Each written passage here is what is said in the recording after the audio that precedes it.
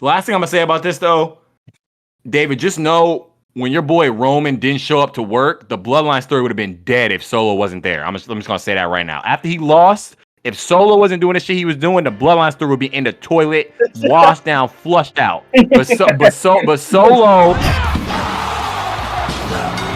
SmackDown.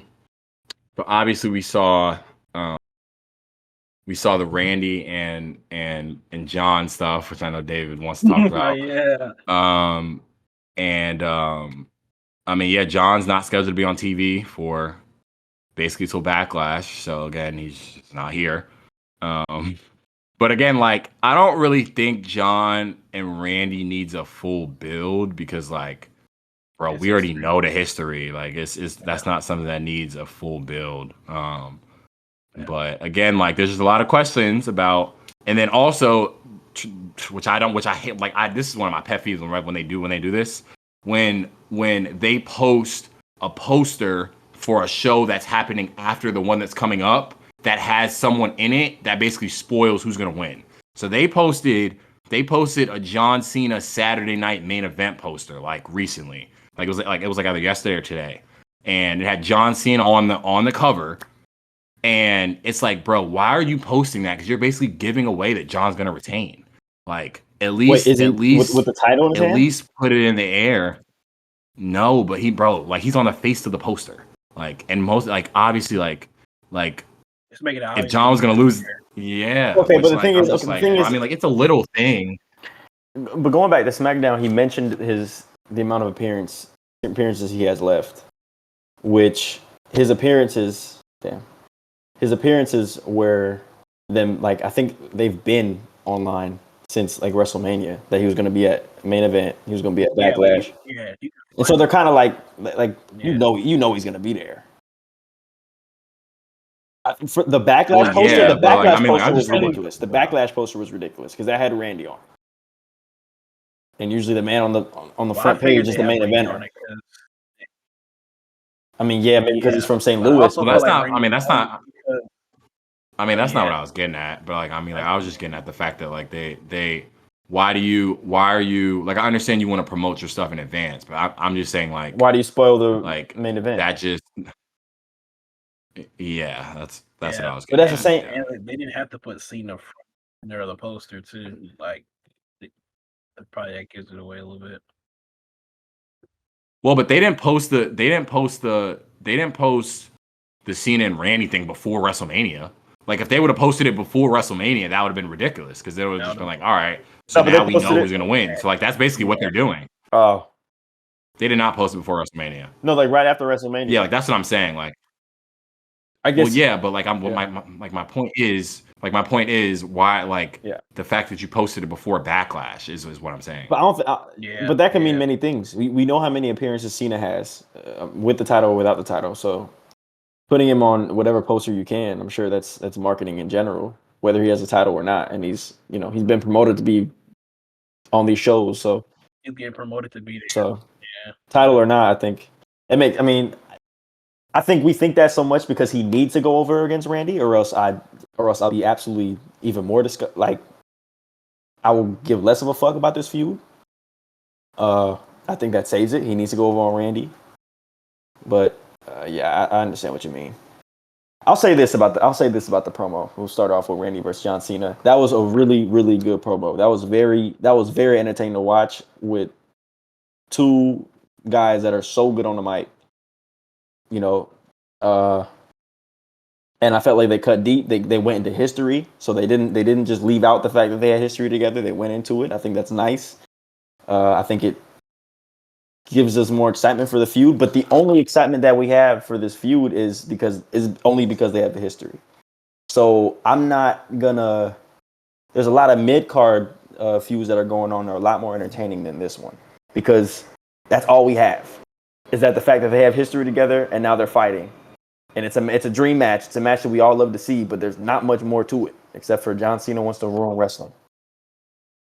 So I'll just wait. We'll see what Backlash does. We'll see how they play it out. I'm sure there's going to be interference because John Cena can't have a clean match. No offense to John, but And he can't have a clean win on Randy. I think that'd be also ridiculous. So we'll just wait and see how that looks. That promo was great. Didn't add much to it, but we'll have to wait and see. I'm not, there's That's a not lot. what you really want to say, nigga. Say no. Like, bro, I see through this bull crap you talking about. This is no. Keep it 100. Keep it 100. No, because the stuff you were saying in the chats and all that about how this Cena run has been weak. No. Talk about that. Because you kind of just like blurring the lines here, and like this is not what you really thinking. So like, yeah, so I know you bullshitting. Like I see through that. Cena's shit, blurring the lines between on the product. Cena's ruining the product. That's what I think. I think he's ruining wrestling. I think he really is ruining wrestling. I think he's ruining wrestling. That's what I want to hear. That's what I really think. I think that this is more than just whatever gimmick he's playing. I think that he's ruining wrestling. I think it's absolutely and ever since he started this So whole he's doing his job. I don't know if he's doing his job. I don't know if he's a certain influence, but ever since he started this narrative of him ruining wrestling, WWE released WWE Unreal on Netflix, which is also just fucking ruining the product. They're just releasing a whole lot of kayfabe ass blurring the line shit. So I don't know if that's maybe part of it. I don't know if John Cena's responsible, but it seems like that's the direction we're going. So, by the way, I know this is off topic, but I want to get this comment, and I see. Let's talk about WWE. I hope we talk about Unreal today because I have a comment on one clip in that trailer. Yeah, we are. Okay, let's all right, and we'll move on. One pop. We are. So wait, so real quick, before I say what I gotta say about the promo. So you're blaming John Cena ruining wrestling for that documentary? They're falling like dominoes, bro. I mean, bro. How is so he says let's go back to Pat McAfee show when he was on Pat McAfee show. He says tune into Monday Night Raw to figure out how I will ruin wrestling. And since that day, it's been a Raw, it's been a SmackDown, it's been another Raw. I don't believe shit he's saying. Like what? How is he ruining wrestling? Okay, you numbered your appearances on a board. I know that you're only here for part time. You're a guest. You're not really ruining shit for me. I still have Seth Rollins. I still have Bron Breakker. I still have a lot of shit that I'm enjoying. I don't necessarily need to see the undisputed title right now. He's ruining the undisputed title. Yeah, sure. Because I don't want to fucking see it. Like, I don't care to see the main event. So I guess he's doing his job. It's not ridiculous to say that. I'm gonna speak on the promo first. I feel like the promo was like what it was supposed to be. They're talking about their history and all that good stuff. I like the angle that Randy used about Cena needing to grow up and get some kids. That was good. Because that's what changed. If you think about it, that's what changed Randy's whole mindset. Because in the beginning, Randy was the hothead, and after he got kids, he changed. So he was trying to give that advice to John, and John basically was like, "I don't need kids because I've been raising all these niggas' kids for about 20 years." It's funny because when he said that, I think it cut deep. Like, because I think there was some type of drama with him not having kids, right? With Bella. Well, he's come out and said that. Nikki Said Bella? that he didn't want kids. He's come out publicly and said that he doesn't want to have kids. So I feel like that's it was like something maybe where him and Nikki got their breakdown from. But I like how he played it in a way to like come at the crowd. Cause like you said, the crowd still be cheering him sometimes. So like a way for him to get out in the crowd was to talk about something like that, how he's been raising all y'all kids and all y'all who were kids that are now adults. Mhm. Like y'all are being raised off my success and all that stuff. So I liked that aspect of how like Brady was able to pull out like a real life debate in Cena's life. Is or not, and like Cena using that as a way to not only attack Randy but like attack the crowd as well. So I did like that aspect. About how the match is gonna go, I mean, this match can easily go the same way Cody and Cena went, slow offense, because Randy's bigger now, and Randy's gonna be the one taking all the punishment. Pause. So he's gonna be out there selling his ass off, just like Cody was selling his ass off. But I feel like this would be a little better in the case that Randy and Cena are like, what's the term you'll be using? Like almost like fight forever on some KO Sammy shit. Like they have like undired chemistry. they've been fighting so long for years that I feel like their chemistry's not going to be as bad as Cody and John's were. So I feel like this match might be better. Now, as far as like how it's going to go, pacing and all that, it's probably going to pace the same, and we're probably going to get another screwy interference somehow. But I do think that John's not going to win clean. So, but as far as the promo on SmackDown, I did like the promo. And one thing John also said that I liked was him talking about how once John Cena takes the title home, he's going to reset Randy's number because, Randy's at 14 trying to get to 15. Mm-hmm. But if Cena keeps the belt, then he's going to reset Randy back to 0 and like discourage all his family legacy and all that stuff. So I did like that aspect of it. Yeah, but do you believe The it? match, I mean, you see, Do you believe it? do I believe that what? Like, we're like in a generation where these heels that we have, for example, Seth Rollins, the revolutionary gimmick, I know Gunther, like they have heels. These are gimmicks that are so believable. Like Seth Rollins feels like he's a good guy when he's the bad guy. Like there's a lot of blurring the lines. And with John Cena, Are you asking? Do I feel like John Cena is ruining wrestling? Like, are you asking? yeah, do I is it think he's ruining believable? it? Like, yeah, I'm gonna take the title back. We've seen this before. Laptop shaking. We've seen this before, but the reason why I'm not attached to it is because it's just so unbelievable. It's just so out the ballpark bullshit that, and you can tell, for example, in the segment versus Randy, when Randy started firing personal shit and deep cutting shit, like what you said, he replied by playing it into the crowd, by hating on the crowd, by trying to get not cheap heat, but I guess heat from the crowd.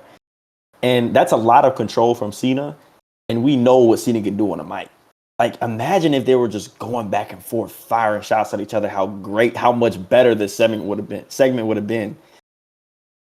And I feel like we need to Yeah, it would have been. It definitely would have been better. like, Yeah, I get what you're saying, but at the same time, I feel like, and like this is also like a testament to John and Randy. Like they're two guys who know how to like work on the fly. So I feel like whenever the crowd's starting to root for Cena, even in the slightest bit, like he just has to say something directed to them to get them to yeah, boo.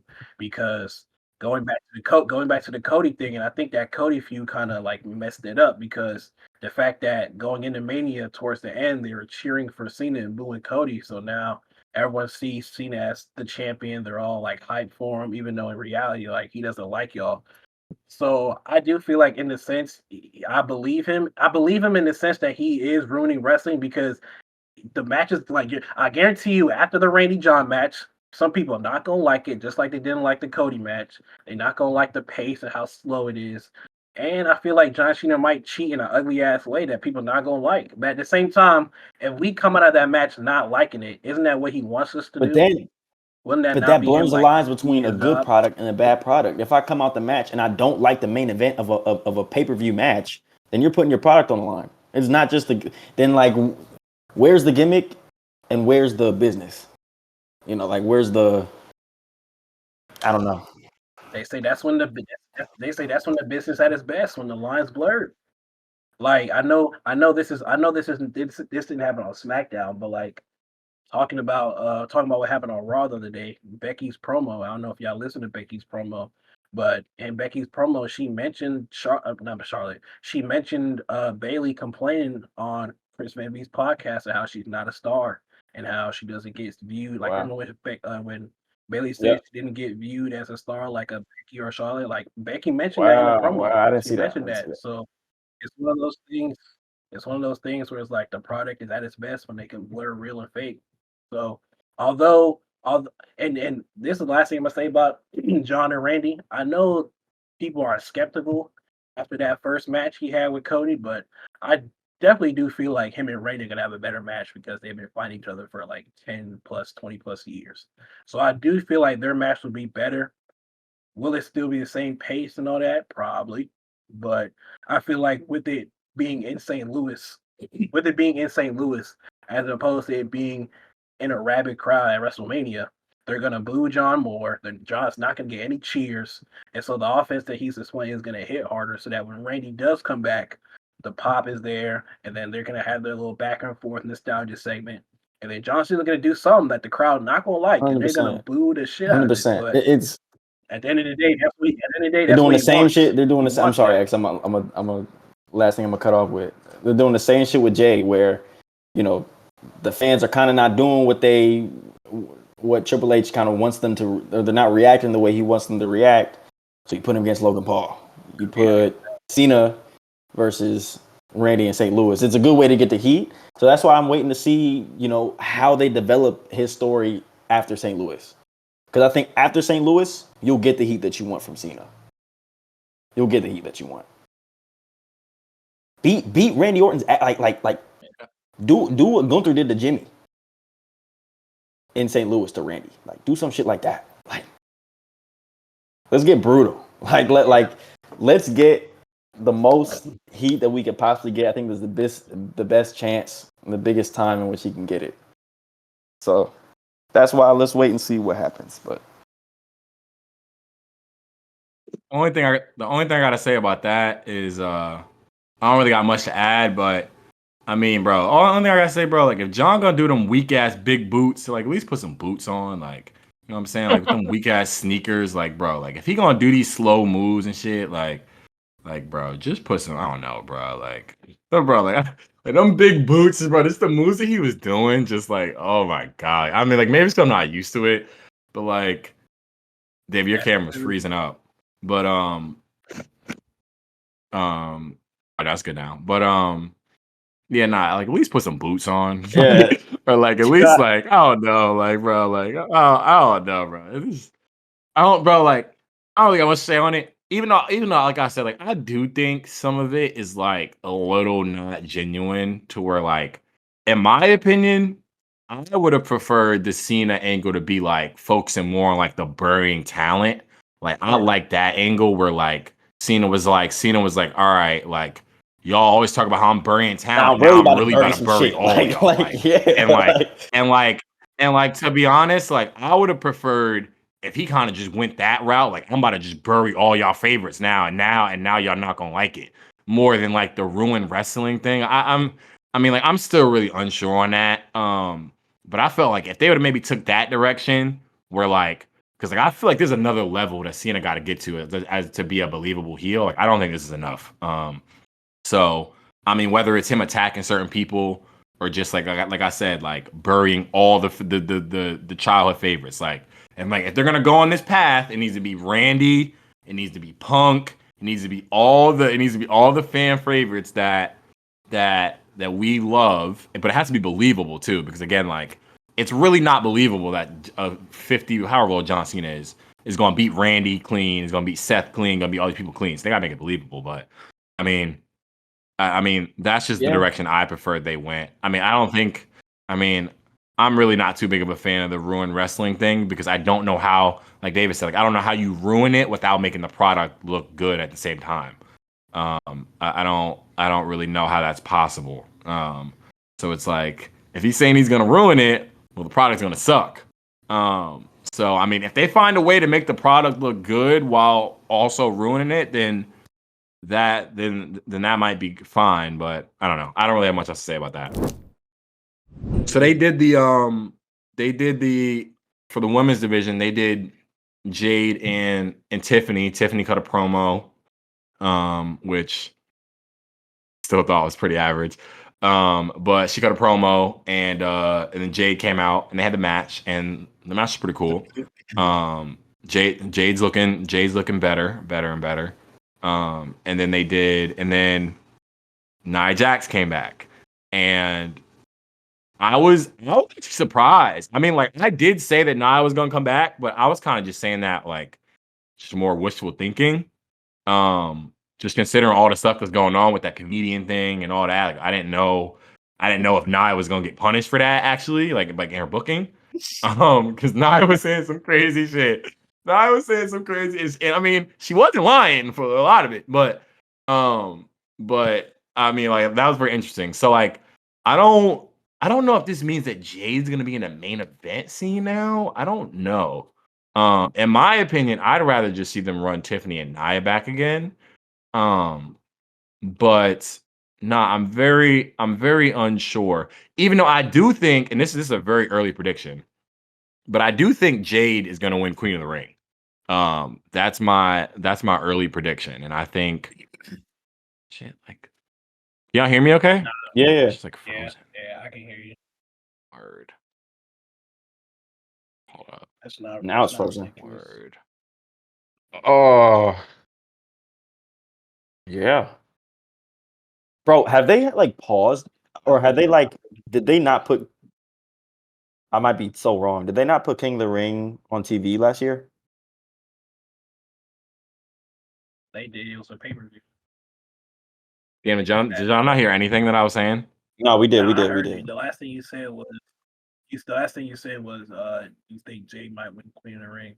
Yeah, and then my camera froze. But yeah, I mean, like I'm just unsure of kind of what direction they're going in with Jade. And I mean, yeah, that's my early prediction. But I mean, yeah, I wouldn't mind if they ran Tiffany and Nia back. Like I said, like I mean, we were there when they did Tiffany and Nia the first time. And that match was very good. So yeah, it was a solid match, yeah. I mean, yeah, I'm very interested to see. I think But like I'm more. Last thing I'll say is I'm more focused on with this whole Tiffany reign.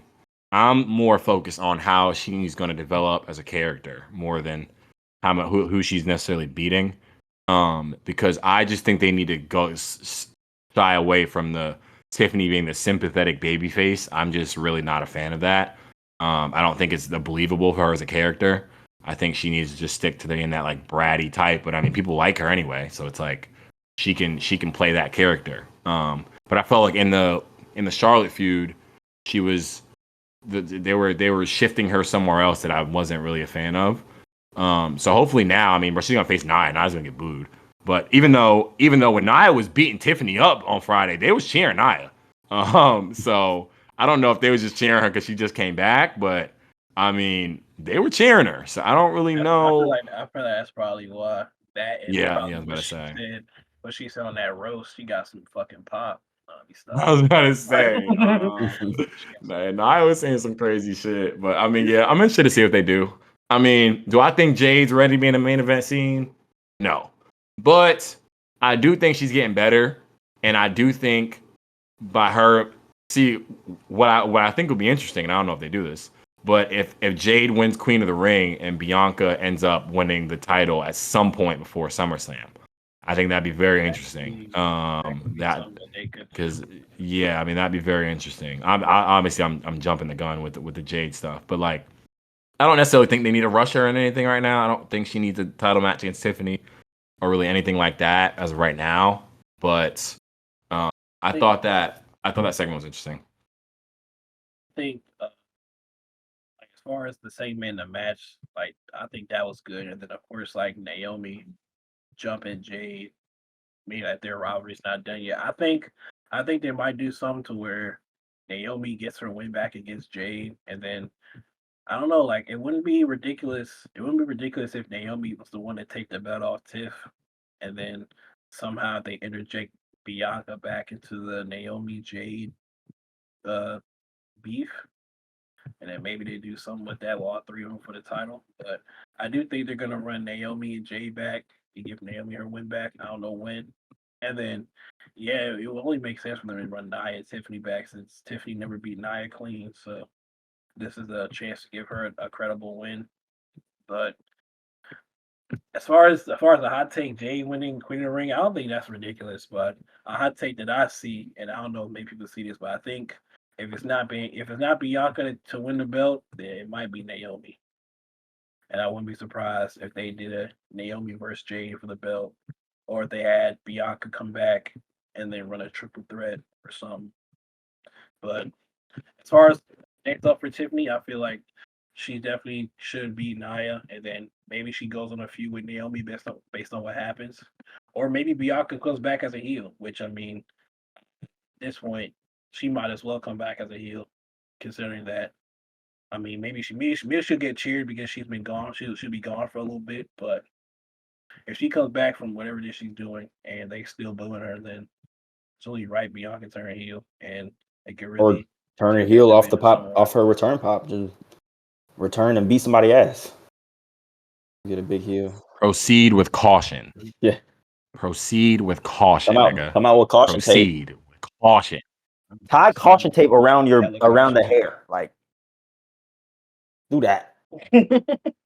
That's fire. Should be funny. Around the braid and beat Bro, because I still think the way they presented the heel turn with Naomi or whatever, they still haven't really addressed if Bianca was involved.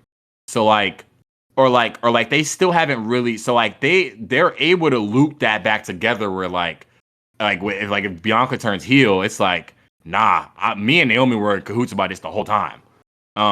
So they still haven't cleared Bianca yet, like of her being involved in this. So like that's why I think that they can have some long-term storytelling where like when you do want to turn Bianca heel, it's like nah, like I told Naomi to do this and we called the shots to whatever. And I think that gives Jade some, even though I prefer Jade heel, but I mean she's doing fine as a babyface.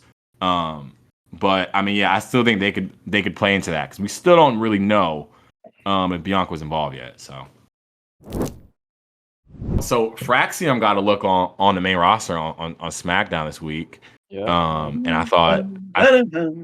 I thought like this is like getting the richer more rich because because on Raw when I heard that Finn Balor and JD was like, well, mate, I mean, like I think we need to go back for the tag team titles. I was no. No, don't do that. No, that's not what I want y'all to know. No, Finn, no. Like when they said no, like no. But I mean, going back to the point where like, bro, Raw is the one that needs the riches, like not SmackDown. Like SmackDown is good, and Fraxium on Raw would be so tough. I definitely thought off rip that Fraxon would be on Raw, considering that, like you said, the Raw tag team division is just not key at all in the slightest. And the fact that JD got to come back and they got to lump Finn with him to make that tag team seem better is kind of ridiculous. But what I will say, and I saw some people say this the other day, and I'm not too mad at this. The fact that they're on SmackDown and the fact that those SmackDown tag teams have been like booked tremendously better, then maybe this just goes to show that they're gonna book the SmackDown tag team division with like just the perfection. Because if they're putting Fraxium on there and they just had this raw ass TLC match, and they're trying to shake the tag team division, I feel like Fraxium being with all those SmackDown guys like Motor City and Pretty Deadly and DIY and Street Profits, they'll put on better matches. Because I mean, to be fair, besides New Day, cool. Obviously, War Raiders, they do their job, and it's not like Finn and JD are ass, but it's like, would you rather see Fraxium against the War Raiders in the New Day, or would you rather see Fraxium with the Street Profits in Motor City DIY and the Creed brothers? And the Creed brothers on Raw. Don't forget the Creed brothers. And the Creed brothers are on Raw too, but I feel like they don't even be doing fucking tag team shit. They're locked in a gimmick. Last time they've been in a tag team match. Yeah, they're locked in with fucking El Grande. Like that's what they're locked in on. So it's not like Raw doesn't have the tag teams, because they do. It's just that those tag teams don't begin. It's like I can't tell you the last time I've seen H-Town Down Under on my TV screen. Can't tell you the last time I've seen them. And you know why though, right? You know why? Austin Theory. Bro, Austin Theory. I'm not gonna talk about that too in depth. No, we're not gonna talk about that. But like, if that is what they're gonna do, then I guess that there goes one tag team off the show for Raw. But then again, that still leaves like you said, the Creeds. I mean, there's New Day and there's War Raiders, but after that, I mean, you got LWO, and I mean, I can't lie, I don't want Fraxium working with any of them. So as much as the Raw division is ass, and SmackDown doesn't really need Fraxium, they just make their tag team scene 10 times better. So hopefully with Fraxium being there, they'll put the SmackDown tag teams on PLEs. Yeah, nah. I mean LW. I'm not gonna lie, Nick, bro. Like I'd rather see Los Garzas, and Los Garzas, like they're not bad in ring on SmackDown, bro. Like they better than LWO at this point. Usually like I used to just tune out Los Garzas but like in the ring, like Berto and Angel, like they pretty solid. But like yeah, but it's like yeah, that Raw tag team scene. I mean obviously the draft coming up, so I feel like that's where they could they can even it really out. shake shit up. Yeah, because like they're gonna have to even it out because it's one's the up scale's here. getting tipped over here. Like, Oh god, like one's yeah, up here and one's like down yeah, here. the They scale gotta is completely turned. But yeah, I mean, yeah, we'll see we'll see what they do with Axiom. We'll get back to that. Also, in What happened the to mid Karrion card, Kross's we faction? saw. What happened to that tag team? Bro, they got fired. Authors of Pain got fired, nigga. released. They suck. They weren't that Yes, bad. they got released months ago. All right, next topic. Nigga, they've been got Them released. They're niggas, old news. they've been Old they've been news. released for a little bit. Yeah. Only people left is Carrion and Scarlet. That's it. They're all the rest Yeah. of released. Damn, all They those even got bald old man out of there too. Like, Paul And I Ellering, mean, get your old and ass I out. And Joey Mercury. and I mean respectfully, fired or not. I mean, they were pretty invisible anyway. So regardless if they were there or not, people weren't noticing them. But next topic. Another little small thing that we don't need to talk too much about, but Zelina Vega won the United States mid card title. I thought that was well deserved because not gonna lie, I didn't really know who could beat Chelsea at this point. Maybe transitionals. I say, unfortunately, maybe a transitional type of title. I saw a video on it and it makes a lot of sense as they're going into the draft. I don't know. Yeah, the draft makes sense, but it's just like on SmackDown, like, bro, again, the mid card division in the women's scene, it's like I didn't really know who's gonna take the belt off Chelsea. That would make any type of sense. And I don't think there's gonna be a long reign from Zelina. But I do think like I wasn't that high on Zelina at first, but she's good on the mic and she's pretty solid in the ring. So like I do think she deserves it. Mm-hmm.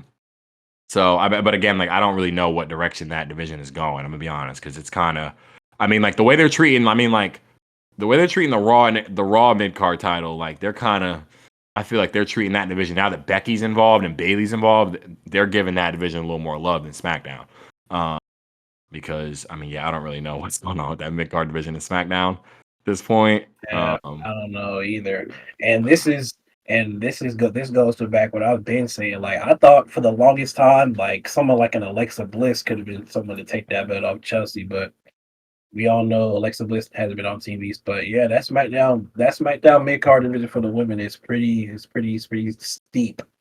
Pretty steep. It's Chelsea, Michin, Zelina, B-Fab, and that's about it. And that's not enough. And the fucking Secret Hervis. And the Secret Hervis. they don't even count as being in the mid card division because they on Chelsea's team, so they're not gonna fight Chelsea anyway.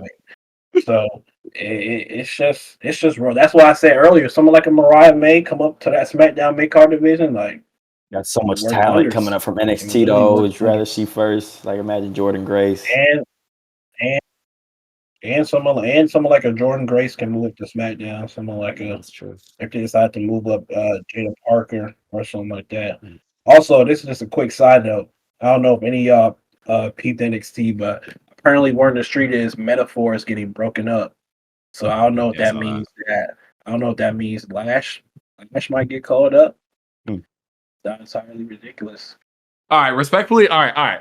I have something to say about that because, okay, I like Jakara, bro. I think she's fine, but I am a lot higher on Lash, and the vision that I have for Lash is, and this might be completely out the box, but I want Lash to be associated with Naomi. I want Lash to be Naomi's like her Raquel to her Liv. I think that shit has so much potential. So I think Lash is so good, and I actually think Lash is actually a little bit better than Jade. But I think I just think them throwing them on TV as a tag division is just doing a little bit of a disservice to Lash. I'm gonna be honest. I just think she's got way too much potential, and I think there's so much. And I'm not just saying link her and Naomi because they black, but at the same time, Lash will be a better heel than a face. So if there was way better heel, bro. If there was a heel to link her up with, it would be Naomi. Bro, so. Imagine Naomi come out and Lash is her muscle. Oh my god, that would be so tough.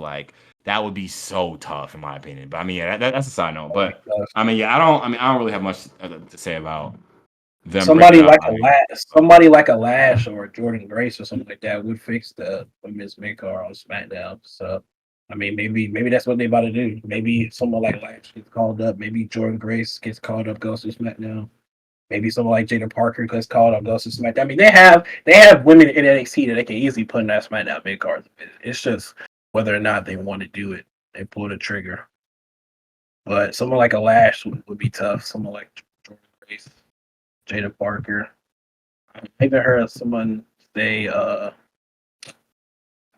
Stephanie go to SmackDown, which wouldn't be crazy either, considering that Julia and Roxanne about to be on Raw. Like they can't overstack Raw. So even Stephanie being on SmackDown would be kind of tough. But yeah, as far as Zelina winning, I mean, it's a great moment. She deserved it. I think it's her first singles title ever since being in the company, so well deserved. Who beats her for it? Not entirely sure. A lot of people. A lot of Yeah. people. I mean, it depends on the draft. A lot of people. It depends on the draft. Like, I mean, again, like I'm just very skeptical of the draft. Like, I've just seen. This is why I'm just not necessarily that high on calling all these people up, maybe like everyone else is, because I've just seen how things have just not worked out when you call that many people up. Like even if they deserve to do it, it should that's not really the point. It's just like, is this the right time for you to get moved up? And I feel like that's more important because again, there's a lot of people. Obviously, Blair got released. Kiana got released. Again, there's just a bunch of I mean, Indy was already on the roster, but again, she was misused. Like, there's a lot of people where like they're getting drafted, and it's like, oh, who's this new young star? And then you don't see them. So that's what I still have a lot of caution about. But I mean, we'll see where it goes. They did Drew versus LA Knight #1 contenders match. So does this mean that Drew is in the mid card temporarily? Because like I saw like a lot of the instant reaction for this was like, oh my god, they're like Drew in the mid card again. Like, what are they doing? Like this, whatever. But like all four of those guys they could easily be main eventers. Or like they're like or not on the level of like Seth and Roman, but they're like perennial main eventers where like they can get a main event match like on a one time thing or whatever. But they're not like your traditional like mid carders. Like all four of them. And then maybe So it could redefine the mid card itself. Like the mid card, there's been times in WWE, WWF when the mid card's been like at a top level. So I think if you involve like what you said, those top guys in the mid card, given that the main event ain't really where it should be, I think it's kind of needed. I think it's kind of a breath of fresh air and something that I'm very excited to see in Backlash. It's nice to see the mid card finally dominating in some type of way. wait, so does that mean that Drew's the #1 contender then? Because Damian Priest went out and attacked him, but then LA Knight got DQ'd. Does that mean Drew technically won?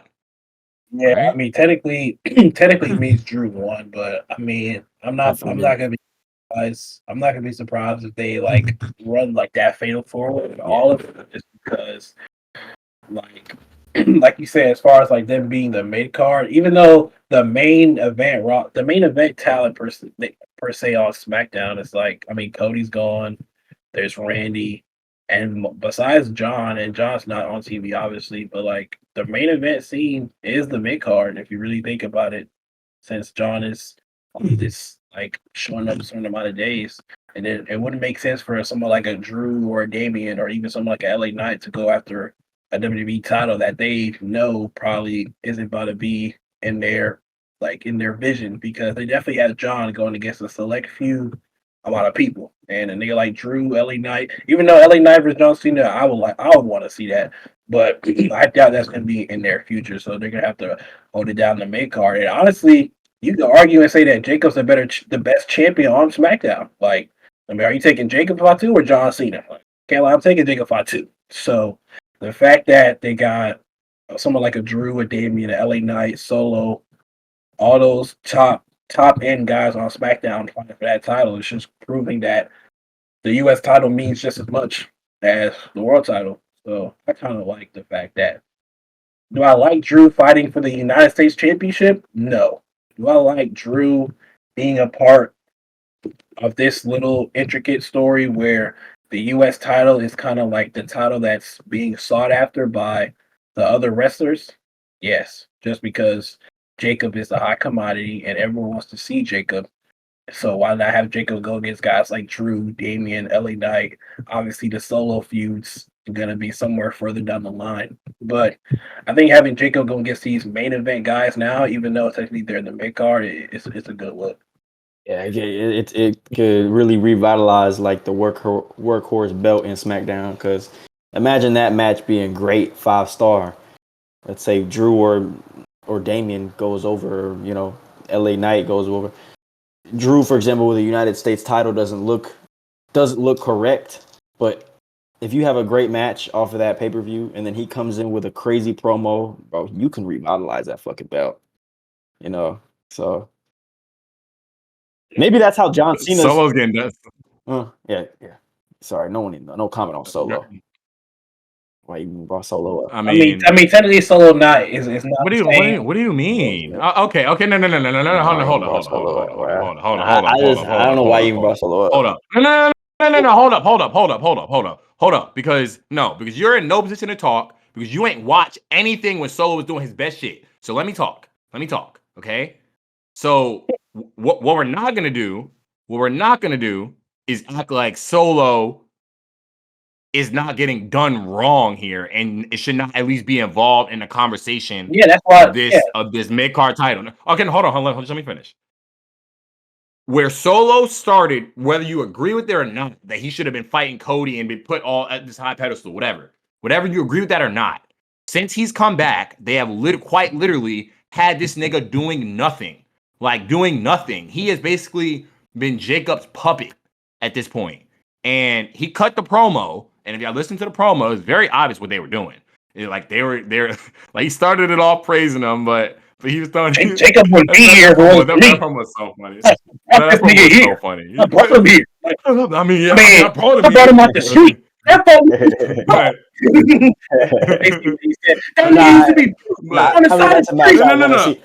Okay, let me go back on my words. It's a match I don't want to see. I don't want to see Solo versus Jacob, but you can't involve yourself now with all these big heads. You're not there yet with Drew and Damian and LA Knight, shooting for his rematch clause. See now that part Solo not on a level. I see that that part I'll disagree because even though you're right, Solo name doesn't fit with a Drew or a Cody or a Randy or a whoever you want to list as a main eventer. That's literally where they had him though. Like if you go watch 2024 SmackDown, the main event always has Solo in it or some formation of the new Bloodline. So regardless, Bloodline was the greatest storyline in wrestling. Damn near could be in wrestling history. Yes. Hold on.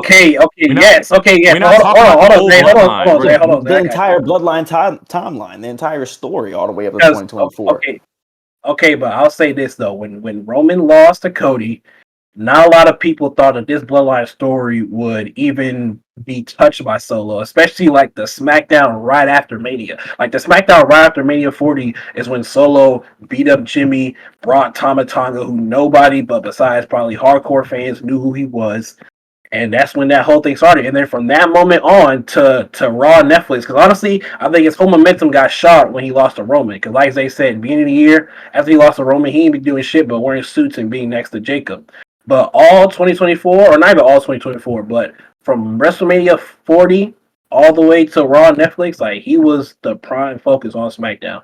And he was main eventing a lot of the PLEs. Like, Money in the Bank. You can shake your head, but like, because so we weren't waiting for Roman to come back during that whole reign that he was on. We weren't just waiting on Roman. It don't matter. Solo was holding it down. Obviously, we were holding it down. Obviously, we were waiting for Roman.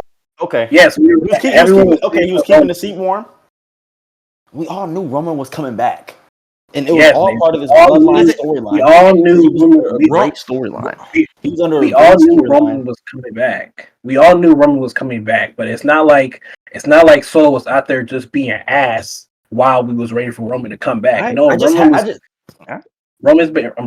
gone. Roman was gone, and Solo took Solo was cutting the best promos of his life. He was having the best low-key matches. I mean, maybe you can argue matches, but he was cutting the best promo of his life. He had the best character work of his life. He was involved in almost every intricate thing on SmackDown. And he was always closing the show, which, if you ask me, that's what a main event talent is supposed to do. They're supposed to have great character work, which Solo had, great promos, which Solo did, showed that he wasn't just serious, because yes, he had his serious side, but we also saw Solo at his goofy side, because he had some goofy, funny moments too, as Tribal Chief or whatever. So it's not like Solo didn't do anything to prove himself that he was worth that main event spotlight. Yes, were we all waiting for Roman to come back? Yes. But the whole reason why we were waiting for Roman to come back and why the anticipation was so high was because how good of a heel Solo was. Solo was putting on good heel work. Hold on, let me finish. Solo was putting on good heel work to the point where every time that nigga had a microphone on, the crowds would chant OTC or Roman Reigns or We Want Roman because they couldn't stand hearing Solo. After Solo for the year prior, mind you, because we're talking about 2024. 2023, when Solo was in the bloodline and he was just standing there like this, not saying no words. They loved Solo. They loved him. They loved him. Roman was literally the nigga that said, Roman literally said, next in line, Solo, and everyone was cheering him. You were too, nigga. You were cheering him. So 2 years, no, let me finish. Let me let you go. 2 years later, when they finally give him what y'all niggas asked for, y'all niggas are complaining and saying, no, we don't want Solo. So that's why, I can't really hear some of it. Regardless of how you think of how good Solo is in a ring, it's fine, whatever. But it's y'all niggas asked for this, and when they were giving it to them, now it's they don't want it. I'm not saying Solo should have beat Cody or none of this other shit, but to act like where Solo went 6-7 months of being in the main event scene, and they actually started to let him unleash his real self. That's when his character started to get unlocked, not him folding his arms in a bloodline. When they started letting him do that, and you build him up, and then there's nothing with him, the booking is inconsistent. It's inconsistent. So do you just expect him to fall back to the lower mid card? Is that like would that make any sense? And so then at that point, it's what was the whole point of y'all building this new bloodline? What was the whole point of that? What was the whole point? What was the whole point of building this whole new bloodline, doing this whole shit to do nothing with Solo? And it also, what was the point? And it also goes to, the point? Real quick, David, I'm gonna let you answer that. But it also goes to show that them niggas had no plan for Solo after that match he had with Roman. Because after the match he had with Roman, Solo wasn't on TV for a little bit, and then he came back and I think he beat up Cody or something. And so everyone was like, "Oh, Cody back in the bloodline vortex again." When in reality, all Solo's ever done is wear suits and lose and be sideline buddy with Jacob. Jacob's been getting all Solo's wins. Solo when Jacob's getting all these wins, Solo been losing. Solo been losing all 2025, which is crazy considering that all 2024 he was winning majority of his matches. Obviously he didn't beat Cody, but most of the PLE matches, the motherfucker pinned Roman. The motherfucker pinned Roman first match back. I feel like that definitely wasn't a fluke. You know what I mean? And then that whole War Games match in November, which was arguably one of the best men's War Games matches that we've seen, that doesn't happen without Solo. As much as you want to slander him, that don't happen without him. So, as much as you don't want to say he's a main event guy with all those names, he was once built up to that. He hasn't been built up to that recently, but that's not his fault. He was once built up to that. I'll agree with that. But there was no, he wasn't. He was not built up. But I mean, when he was in the bloodline, they didn't have him doing shit. That's why I say he was built up to it because in the bloodline he wasn't doing anything. But it wasn't until he broke out and started speaking for himself and all that stuff where he motivated. You had that arc. You had that arc, and then you have this whole thing with Jacob where you put them in the segments together where it seems like there's tension ready to be built for WrestleMania. I think it was before WrestleMania where it seemed like there was tension ready to be built into WrestleMania, maybe into the next pay-per-view. And then Solo's coming out with Jacob in a happy mood. So is that the writer's fault? Or was that just not going long-term storytelling? Yeah, I think it's just long-term. Let's hope it is. I think there's still tension. I think there's still tension there. Because Solo, like that promo that Zay was talking about, Solo was talking about how Jacob wouldn't have won the title. It wasn't for me. I brought him here. This, that, and the third. Like the camera was panned perfectly to see Jacob's side eye and Solo because even Jacob knew that shit was some bullshit. So I feel like Jacob or Solo is definitely going to be a slow build. They're definitely going to slowly build into that. And who knows? This fatal 4-way that he's in, Jacob might fuck around and lose because of Solo. Like that's how I thought he would lose at WrestleMania because of Solo. But but he beat LA Knight clean. Like I still feel like in the end, Solo is going to be the reason why Jacob lose that belt. Now, who's he going to lose it to? I'm not sure. But once Jacob lose that belt, that feud with him and Solo is getting shot right up. Yeah. So, all right. Yeah, we got to move on to Raw. The last thing I'm going to say about this, though, David, just know when your boy Roman didn't show up to work, the Bloodline story would have been dead if Solo wasn't there. I'm just going to say that right now. After he lost, if Solo wasn't doing the shit he was doing, the Bloodline story would be in the toilet, washed down, flushed out. But Solo kept that shit afloat, and niggas need to start giving him his props for that shit. and I'm not saying he elevated it, but like I said, after Roman won, that shit could have just went in the toilet, and Solo kept it afloat. And Jacob is obviously better than him, but like I said, niggas need to start giving Solo his props. But we got to move on. Raw was interesting. Obviously, we can just get right into the Seth and Braun thing. I got some stuff I want to say about Sammy. I think Sammy's gonna turn, right? But I don't think it's gonna be anytime soon. The first reason I think he's gonna turn is because the Karrion Kross effect, whether you like it or not. And with Karrion Kross, it usually doesn't happen around the time that he's talking to you. But once he moves on from you, then it happens. Like with the New Day, everyone thought the New Day was going to turn months ago, and then Kross stopped feuding with the New Day, and then he turned. And I mean, there's previous examples of that. But I do think the Sammy's turn is coming. I don't want Sammy to join a faction. No, I'm not gonna lie. Like I don't necessarily need to see that. But I do think the slow build with Sammy is coming because Sammy's watching all his friends achieve all this glory and all this stuff, and Sammy ain't won a world title. So obviously in kayfabe, it could be like, bro, like obviously, like I want to see my friends eat, but like I want to eat too. Like, you know what I'm saying? Yeah, and I mean, I feel like down the line, that's something that they could get at. But like I said, bro, I mean, I really love I really love Bron Breakker with Paul Heyman, bro. Like when I thought this was so perfect when Sammy was like, honestly, you could go to hell, and Seth said. And then the sirens went off, and Seth didn't say nothing. He ain't seen that. All he had to do was close his eyes, and I was basically like his cue, like, "Yep, well, now you're fucked, buddy." Yeah, I was just in the way like those sirens, the way like he said no, and like the sirens just cut. It was almost like a you fucked up, you fucked up. literally, bro. That shit was perfect, bro. That shit I was actually perfect. And like, I don't know, bro. I want to ask you a question, Zay, because in the first podcast, you said. And I quote, or maybe it's not quote, I can't think of the exact words you said, but you did not want Bron Breakker to be a monster. I know where this is going. And it very well looks like Bron Breakker will be that monster for Seth Rollins. How do you feel about that? With Michael Cole said, I quote, Bron Breakker is Seth's dog at the gate. When I heard that in the show, I immediately thought about what you said. Because, you know, he isn't saying no words. He's doing the heavy duty. Yeah, I was about to say that and the fact that he didn't say a damn word. I was going to ask you how you felt about that because you was mad vocal saying that you didn't want him being that silent enforcer muscle dude. And now it's looking good, and now look, it's looking good, and now he's smiling. No.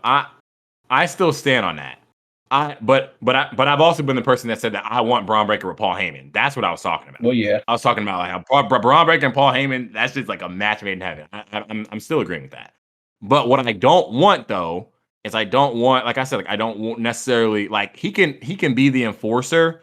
But I was kind of comparing it to how Solo was in the Bloodline with Roman. I don't want it to be a mirror, like a mirror copy of that. Yes, like bro, like I still think Braun should be able to talk. I think he should be able to have his own matches and be able to do his own shit because Solo wasn't really wrestling like that. I mean, he had a match against John, but like like he wasn't really wrestling. Like that was quite literally all he was doing was cleaning up He was cleaning Roman's up, dirty work. standing there. So I mean, Braun can do that, but as well as like as long as they're still developing his character is what I was more focused on. And I mean, it's obviously the early stage of this, but like, yeah, I mean, it does seem like that's the direction they're going. But I just hope they don't make Braun this like one-dimensional thing now. Like I still have my questions about that. But obviously his entrance is badass. Like when he comes out, Paul Heyman actually looks excellent. But again, I'm more focused on like, okay, are you just gonna have him doing this for 6 months and he's not really going after titles or really wrestling as much or doing whatever? Words. Like he didn't utter not one word. He made a face. Yeah, and I mean, yeah, I mean, like, I'm not really. I mean, bro, like when you got Paul and or like when you got Paul Heyman and Seth Rollins. I mean, like, there's not much Braun really needs to say. Yeah, but still, which is true. I mean, but at the same time, I also feel like he should, and maybe he will do this in the next few weeks because it still is like early as hell. I expected at least an explanation from him as to why he decided to. I mean, obviously there should be no explanation, but like at the same time, like little reasoning would have been something. But maybe he'll speak in these later weeks, so it's too early. What I will say though, going back to the whole Sami Zayn thing, I think one of two things is going to happen. I think either he's going to turn heel, like you said, and try to go after Jey Uso, or go after a world title because, like you say, he has to get his. Or what I can see happening is he obviously stays on Raw and goes through whatever, and then say Seth beats Jay for the title. I think they can run that Sami. I think they can run that Sami Seth shit back and have Sami beat Seth for the world title. Becky and Lyra. Do we think who do you think is going over in this? And what did y'all think of Becky's promo? I look cringy. I like both of their promos, to be honest. I feel like this was hands down Lyra's best promo that she's probably ever cut in probably her life. So I think Lyra's is good. I think Becky's started off really good. Her just coming out and saying she attacked Bayley, which I'm pretty sure I guessed that she did that. But either way, her coming out and saying that, like to just cut the suspense, I did like that. And then I did, like I said earlier, I liked the part where she talked about Bayley, how Bayley went online and complained how she wasn't a star, and Becky was like, "Well, that's how you become a star. This is what a star looks like." She was basically talking her shit, which is what I like. Lyra obviously coming back, being passionate, saying, "Bayley told me about you and how you would act." And the whole I'm not trying to be just like you, like the second version of Becky being like an Irish champion. I want to make my own name. So I did like that. Towards the end, it got a little funky, and when they were going back and forth. But I feel like the match is going to be good. As much as I really want Bayley to come back and cause Becky and Lyra to retain, I feel like Becky definitely about to win. Just because, like, there's no way you turn Becky heel and then you just have her lose, especially clean to Lyra. Now, if Bayley come back and cost Becky, that'll honestly be better because you can have Lyra go over Becky, which technically Becky doesn't need this win. And plus, there's gonna be a lot of uproar if she do win. You know, people love saying Becky Hogan and things of that nature. But I feel like if you have Bayley come back, either you can run that 3-way next time, or you can just have Bayley and Becky go into a feud, which already has history that doesn't need the title, and then you can have Lyra go after, or you got Lyra fight whoever next. But who I want to win is Lyra. Who I think probably will win though, could win is Becky. But that's my take. All right, what you guys say, Dave?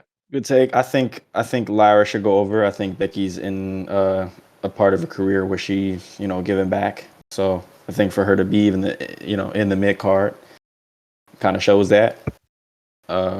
So I think Lyra should go over, and I think you put an angle where Bayley costs Becky the championship, then you have a great pop on Bayley, you have a face Bayley against a heel Becky. I think it's a good match.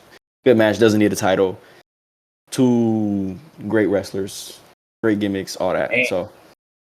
And if they want Becky to hold the title, they can just easily put on the main event scene, have her go against a face Io or have her go against a face Rhea, because last time she went against Rhea, technically they were both baby faces, but a heel Becky against a face Rhea could be interesting. Yeah, And then, like I say, Io, maybe somebody like if Stephanie gets called up and goes to Raw, Becky versus Stephanie, that'd be cool. So I feel like Becky don't need this win. I hear people talking about some like Grand Slam champion and all that stuff, but like, bro, Becky got enough belts. Like, she wins. I think Becky would elevate the division.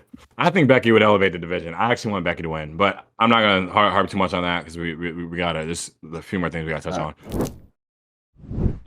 But I think Becky would, and then I have to go. But I think Becky would elevate the title. I wouldn't mind either way. One other thing I want to talk about. So Liv is going on. Liv's doing some shoot for some movie, so she's not gonna be on TV for a little bit. And my question is, what the hell is going to happen to the Judgment Day? A, and two, Raquel's singles run again? Because what's about to happen? I mean, bro, they still got the titles though. So I'm like, that's another. Like, what are they about to do? Like, what are they about to do? They still got the titles. That's the main. So what is thing that? That's the main thing that don't make sense is the fact that Liv is about to do this, knowing that she's literally got the title. So I don't know how long she's going to be out. I mean, movie shoots tend to take some months, some weeks, some months. I feel like. So I mean, to be fair though, unless you're Dwayne Johnson, then you're there for as long as you feel like fucking ages. But I think like, and this just goes back to them not booking no women's tag teams. Like I mean, like she might as well keep the belts a prop. Like that's what the belt is at this point. The belt's a fucking prop to start up new feuds. Like the last two champions, Bianca and Naomi, all storyline. Is now Lyra Becky, which now they're involved in the storyline. These belts just ain't worth shit. And this, if anything, then this proves it. Because even if they relinquish these belts because Liv's leaving, which maybe they do, maybe they don't, who the fuck's about to hold the belts? Like I saw a rumor that said Alexa Bliss will replace Liv Morgan in her return. Liv Morgan will return from her shoot and see that she's been replaced by Alexa Bliss and start the feud there.